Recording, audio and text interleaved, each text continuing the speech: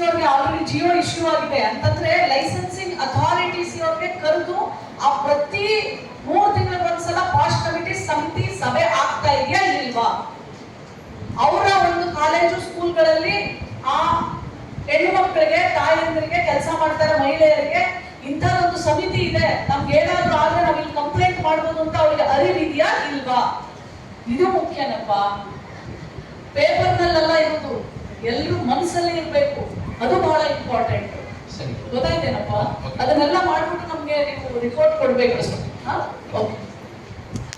College ಅವ್ರು ಮಾಡ್ಲಿಲ್ಲ ಅಥವಾ ರೆಸ್ಟೋರೆಂಟ್ ಅವ್ರು ಮಾಡ್ಲಿಲ್ಲ, ರೆಸಾರ್ಟ್ ಅವ್ರು ಮಾಡ್ಲಿಲ್ಲ, ಹೋಟ್ಲ್ಗಳವ್ರು ಮಾಡಿಲ್ಲ, ಸ್ಕೂಲ್ಗಳವ್ರು ಮಾಡಿಲ್ಲ, ಲೈಸೆನ್ಸ್ ನ ಕ್ಯಾನ್ಸಲ್ ಮಾಡಿಸ್ತಾರೆ.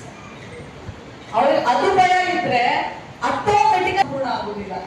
ಇಲ್ಲಿ ಎಷ್ಟು ಜನ ಬಂದಿದ್ದೀರಲ್ಲ ನಿಮ್ಗೆಲ್ಲ ಕಚೇರಿ ಯಾರಾದ್ರೂ ಒಬ್ರು ಅಂದ್ಬಿಟ್ಟು ನಿಮ್ಮ ಅಧ್ಯಕ್ಷ ಹೆಸರು ಹೇಳ್ರಿ, ನಿಮ್ದು ಯಾವ ಕಚೇರಿ ಒಬ್ರು ಹೇಳಪ್ಪ. ತಾಯಿ ಹೇಳಮ್ಮ, ನೀನ್ ಹೇಳಮ್ಮ. ಫೋನ್ ಇಟ್ಕೊಂಡು ಕೆಳಗಡೆ ಇಟ್ಕಲ್ಲ, ನೀವೇ ಹೇಳ್ರಿ ಎದಲ್ರಮ್ಮ, ನಿಮ್ಮ ಹೆಸರು ಹೇಳಿಮ್ಮ.